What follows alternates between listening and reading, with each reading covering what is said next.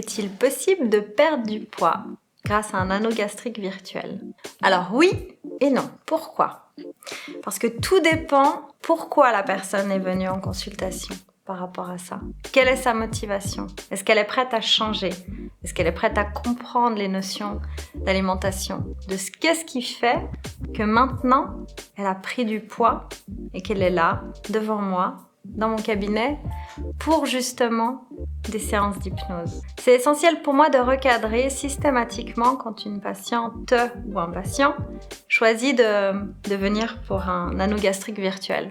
Parce que déjà, c'est quelque chose qui prend du temps, beaucoup de temps. Si on compare l'anneau gastrique virtuel avec un bypass, c'est quelque chose qui demande beaucoup d'accompagnement en amont. Déjà un suivi psychologique, pour déjà offrir la possibilité aux patients déjà de chercher les causes. Très souvent, c'est des causes qui sont liées à l'émotionnel. Et également, de pouvoir aussi permettre aux patients d'accompagner cette perte de poids. Dans un anneau gastrique virtuel, la perte de poids est beaucoup moins spectaculaire que pour un bypass classique. Heureusement, j'ai envie de dire, parce que le corps subit un énorme traumatisme quand il perd très rapidement 10, 20, 30, 40 kilos.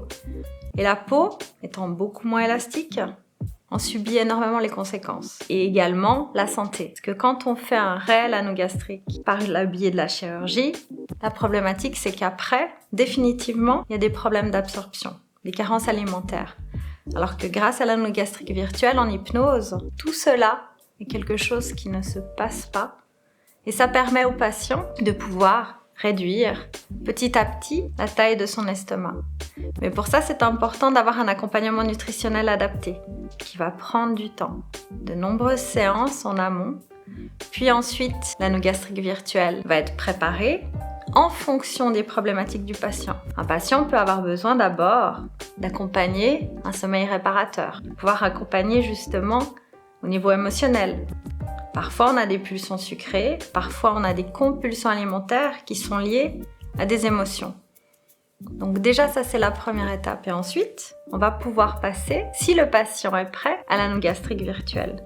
Aussi, il faut consacrer un temps pour cela. Parce que quand on fait la veille de la chirurgie, la présentation de manière virtuelle dans une séance d'hypnose, de consultation auprès d'un chirurgien, et ensuite, le lendemain, on vient à jeun, à mon cabinet, pour passer cette fois-ci à la séance en elle-même. Où on imagine entrer dans la salle d'opération. On imagine, grâce à l'hypnose, pouvoir justement subir cette intervention chirurgicale. Et ensuite, il doit y avoir au niveau réel, au niveau conscient, une diminution de l'alimentation pour pouvoir justement effectuer réellement cette perte de poids.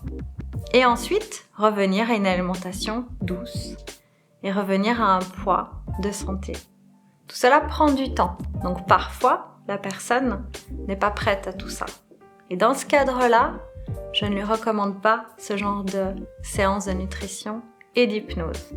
Dans ce cadre-là, on va plutôt aller vers une alimentation saine et avec un encadrement, avec de l'hypnose, pour simplement gérer ses pulsions sucrées, etc. Et si le patient n'est pas prêt à aller dans la profondeur, à être patient et à aller vraiment sur le long terme dans un accompagnement thérapeutique, ce genre de séance d'anneau gastrique virtuel ne se pratique pas avec moi.